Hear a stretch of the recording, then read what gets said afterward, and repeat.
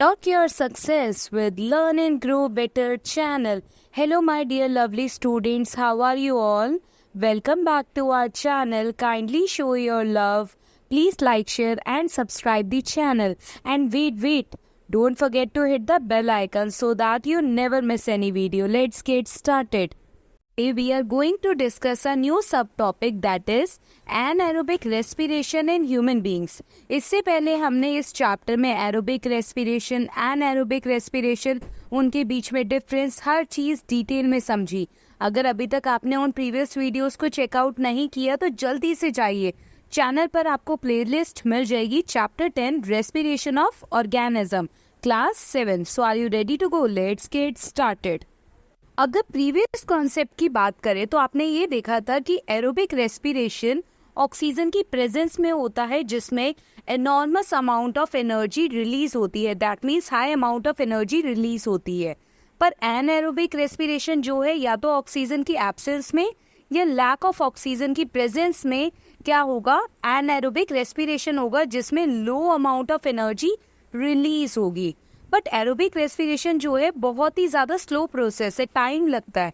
Oxygen glucose के साथ burn करती है, ब्रेक डाउन करती है एंड देन एनर्जी रिलीज होती है. पर एनएरोबिक रेस्पिरेशन जो है वो रैपिड प्रोसेस है, ये आपको इंस्टेंट एनर्जी प्रोवाइड करता है. तो एनएरोबिक रेस्पिरेशन ह्यूमन बींग्स के मसल में होती है without oxygen. Yes, this generally happens when we undergo heavy exercise such as running, weightlifting, cycling और walking for a longer duration.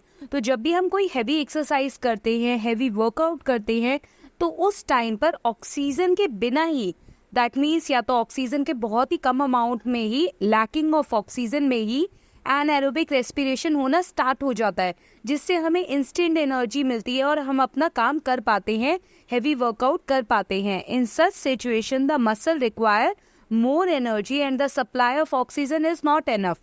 Hence, anaerobic respiration takes place in the muscles.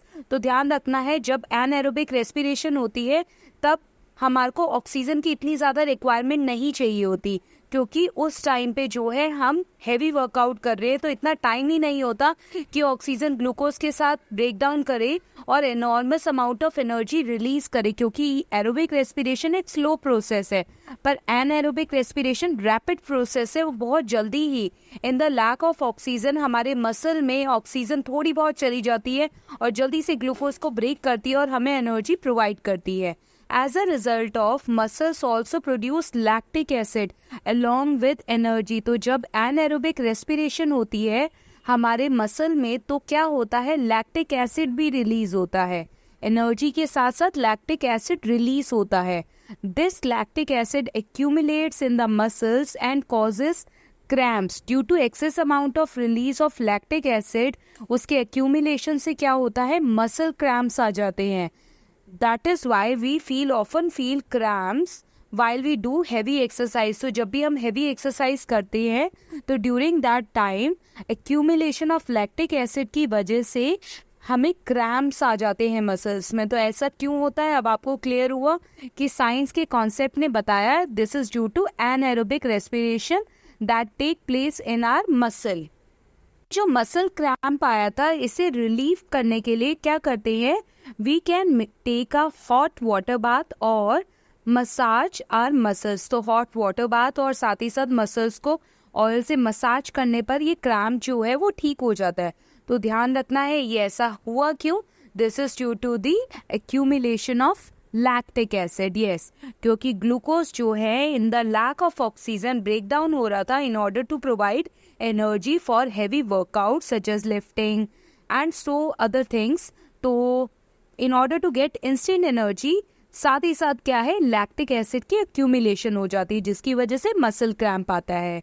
This is so, and how we get relief from this cramp, we can take a hot water bath और massage our muscles, जिससे क्या होगा, वो blood circulation improve होगा उस muscle का और वो मसल क्रैम्प जो है वो ठीक हो जाएगा. आई होप आपको ये कॉन्सेप्ट क्लियर होगा. तो आज हमने क्या पढ़ा, एनाएरोबिक रेस्पिरेशन जो है ह्यूमन की मसल्स में होती है. That means in the lack of oxygen glucose provide energy as well as lactic acid. Thanks for watching. Please like, share and subscribe the channel. Learn and grow better.